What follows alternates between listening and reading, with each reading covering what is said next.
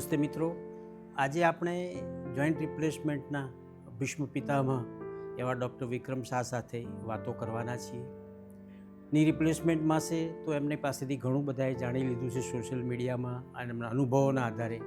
આજે એક heap replacement એક નવા વિષય સાથે એમની થોડી ચર્ચા કરીશું, જે આપણને ચોક્કસ એ માહિતીપૂર્ણ રહે એવી આશા રાખું છું. નમસ્તે વિક્રમભાઈ.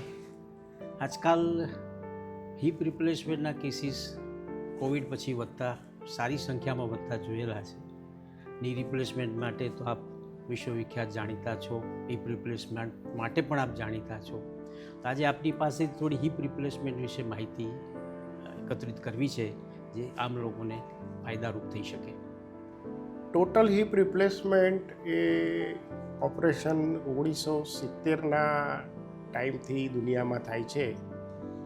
70થી 90-95 સુધી 2000ની સાલ સુધી સિમેન્ટેડ હિપ થતા હતા.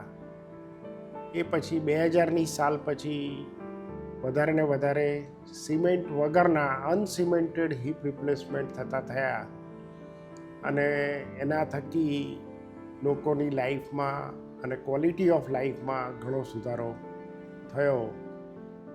હિપ રિપ્લેસમેન્ટ એ ઘણી બધી જાતના કેસમાં કરવામાં આવે છે. કોવિડમાં ગોળામાં લોહી ફરતું બંધ થાય એમાં તો કરે છે, પણ તે સિવાય ફ્રેક્ચરના કેસ, સંધિવાના કેસ, જુદી જુદી પ્રકારના વાના કેસમાં પણ કરવામાં આવે છે.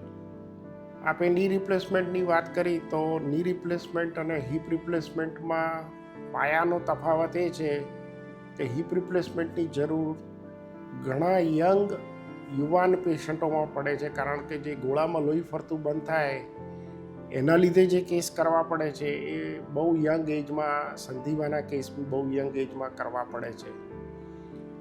આ કેસ 25-30 વર્ષથી તે 70-80 વર્ષ સુધીના હોય છે અને યંગ એજમાં કરવાને લીધે ચેલેન્જિંગ બી રહે, કારણ કે અપેક્ષા યુવાનોની ઘણી વધારે હોય જોઈન્ટ રિપ્લેસમેન્ટમાંથી, તો એ બી પૂરી કરવી જરૂરી બને છે. સામાન્ય રીતે એવું સાંભળ્યું છે કે ની રિપ્લેસમેન્ટ વધતી જતી ઉંમરે જ થાય, પણ હિપ રિપ્લેસમેન્ટની નાની વયે પણ થતું હોય છે, મોટી ઉંમરે પણ થાય છે. ત્યારે એક પ્રશ્ન દર્દીને મૂંઝવે કે ઉંમર અને હિપ રિપ્લેસમેન્ટની સારવાર એમાં કોઈ સંબંધ ખરો?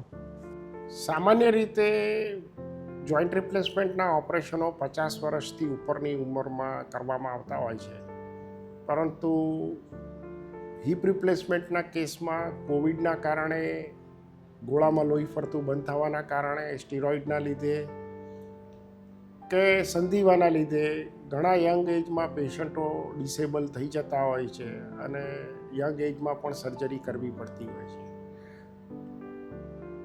પરંતુ મહત્ત્વની વાત એ છે કે આ જે સાંધાનું ઓપરેશન કરવામાં આવે છે એ કેવી રીતે કરવામાં આવે છે અને કઈ ટેકનિકથી કરવામાં આવે છે અને કઈ ટાઈપના ઇમ્પ્લાન્ટ વાપરવામાં આવે છે, એ પ્રમાણે તમે સામાન્ય રીતે 25-30 વર્ષ સારા અપેક્ષિત દર્દીને આપી શકો અને 25-30 વર્ષ સુધી વગર તકલીફે દર્દી હરીફરી શકે અને આ ઓપરેશન ફરી ચોક્કસ પ્રમાણે થઈ શકે, કારણ કે 25-30 વર્ષ, આજે કોઈને 30 વર્ષે કરી આપ્યું, 60 વર્ષે પ્રોબ્લેમ થયો તો ફરી કરી શકાય.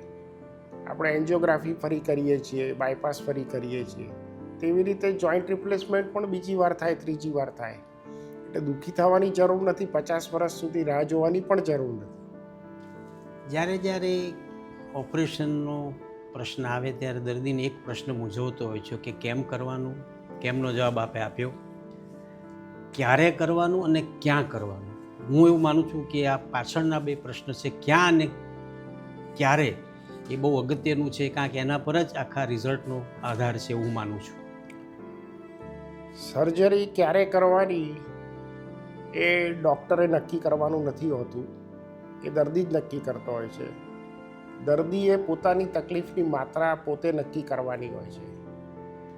30-40 વર્ષના યુવાનો, બહેન હોય કે ભાઈ હોય, કામ કરતા હોય, હાઉસવાઈફ હોય, જો એ પોતાની ડે ટુ ડે લાઈફ સારી રીતે જીવી ના શકતા હોય, કામ ધંધો કરવામાં તકલીફ પડતી હોય, તો બધું મૂકીને ઘરે બેસીને જિંદગી જવાની નથી.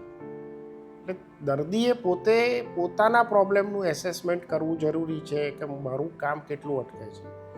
દુખાવાની ગોળી લઈને જિંદગી નથી જતી. દુખાવાની ગોળી ના ખાવી જોઈએ રેગ્યુલર બેઝ પર, નહીંતર કિડની પર એની ખરાબ અસર થતી હોય છે.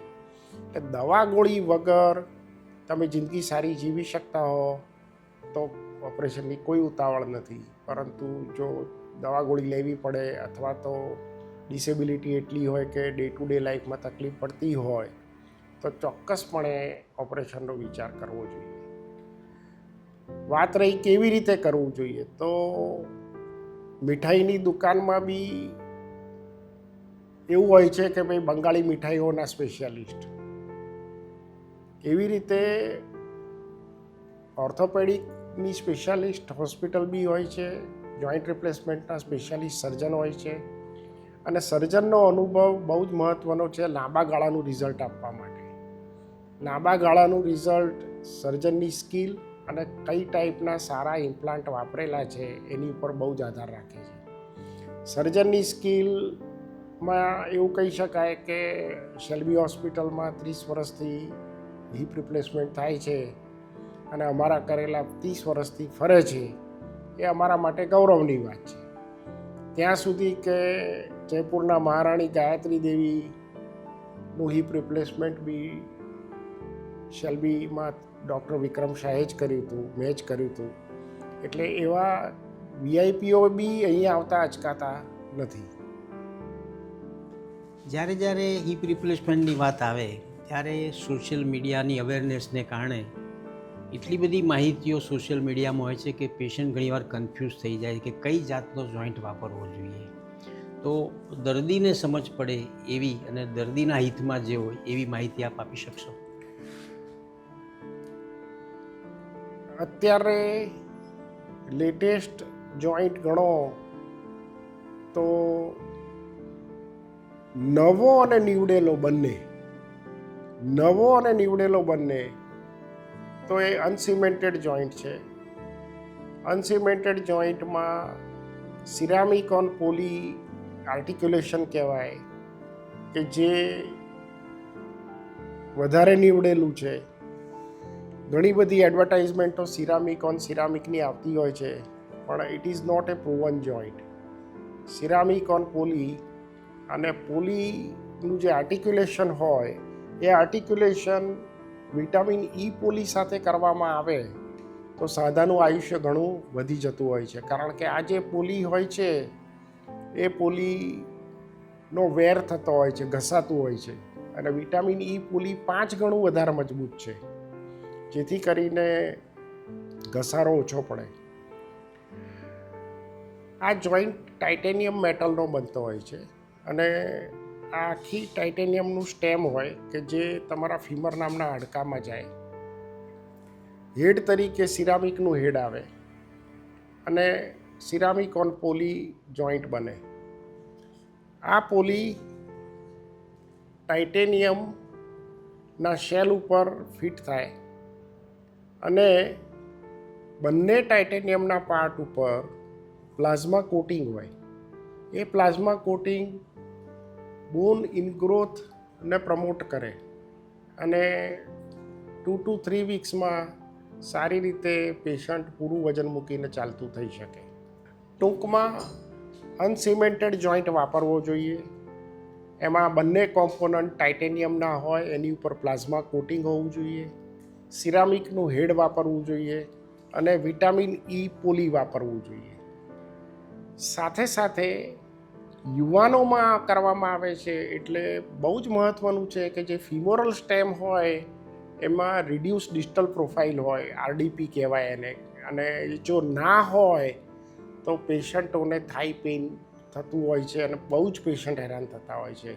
અને બધી સાંધો બનાવતી કંપનીઓ રિડ્યુસ ડિસ્ટલ પ્રોફાઇલવાળા સાંધા નથી બનાવતી. જ્યારે હિપ રિપ્લેસમેન્ટની વાત આવે ત્યારે દર્દીને એક પ્રશ્ન હોય કે હું મારી ડે ટુ ડે એક્ટિવિટીમાં ક્યારે એક્ટિવ થઈ શકીશ, પોસ્ટ રિકવરીની એની શું અપેક્ષાઓ હોય છે, એને થોડી માહિતી આપી શકશો?